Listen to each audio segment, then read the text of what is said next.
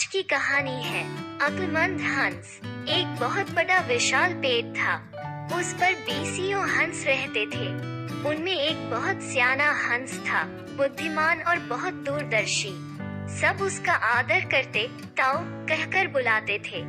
एक दिन उसने एक नन्ही सी बेल को पेड़ के तने पर बहुत नीचे लिपटते पाया। ताऊ ने दूसरे हंसों को बुलाकर कहा, देखो, इस बेल को नष्ट कर दो। एक दिन ये बेल हम सबको मौत के मुंह में ले जाएगी। एक युवा हंस हंसते हुए बोला, ताऊ, ये छोटी सी बेल हमें कैसे मौत के मुंह में ले जाएगी? सियाने हंस ने समझाया, आज ये तुम्हें छोटी सी लग रही है। धीरे धीरे ये पेड़ के सारे तने को लपेटा मारकर ऊपर तक आएगी। फिर बेल का तना मोटा होने लगेगा और पेड़ से चिपक जाएगा।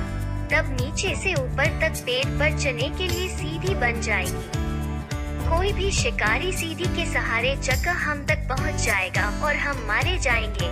दूसरे हंस को यकीन न आया, एक छोटी सी बेल कैसे सीधी बनेगी?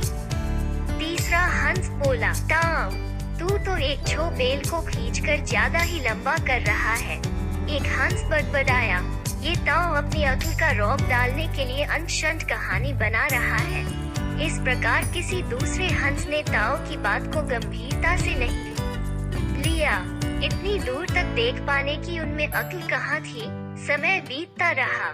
बेल लिपटते लिपटते ऊपर शाखों तक पहुँच गई। बेल का तना मोटा होना शुरू हुआ और सचमुच ही पेड़ के तने पर सीधी बन गई, जिस पर आसानी से चढ़ा जा सकता था। सबको ताऊ की बात की सच्चाई सामने नजर आने लगी, पर अब कुछ नहीं किया जा सकता था क्योंकि बेल इतनी मजबूत हो गई थी कि उसे नष्ट करना हंसों के बस की बात नहीं थी। एक दिन जब सब हंस दाना चुगने बाहर गए हुए थे, तब एक बहेलिया उधर आ निकला।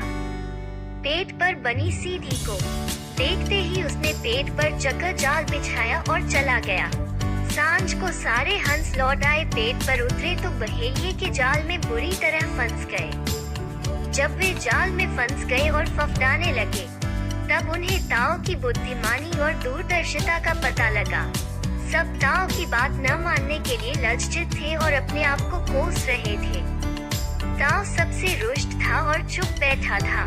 एक हंस ने हिम्मत करके कहा, ताऊ, हम मूर्ख हैं, लेकिन अब हमसे मुंह मत फेरो। दूसरा हंस बोला, इस संकट से निकालने की तरकीब तू ही हमें बता सकता है। आगे हम तेरी कोई बात नहीं टालेंगे। सभी हंसों ने हामी भरी। तब ताऊ ने उन्हें बताया, मेरी बात ध्यान से सुनो। सुबह जब बहेलिया आएगा, तब मुर्दा होने का नाटक करना। बहेलिया तुम्हें मुर्दा समझकर जाल से निकालकर जमीन पर रखता जाएगा। वहाँ भी मरे समान पड़े रहना। जैसे ही वो अंतिम हंस को नीचे रखेगा, मैं सीटी बजाऊंगा। मेरी सीटी सुनते ही सब उठ जाना। सुबह बहेलिया आया। हंसों ने वैसा ही किया जैसा ताऊ ने समझाया था। सचमुच बहेलिया हंसों को मुर्दा समझकर जमीन पर पटकता गया। सीटी की आवाज के साथ ही सारे हंस उठ गए। बहेलिया अवाक होकर देखता रह गया। इस कहानी से हमें ये शिक्षा मिलती है, बुद्धिमानों की सलाह गंभीरता से लेनी चाहिए।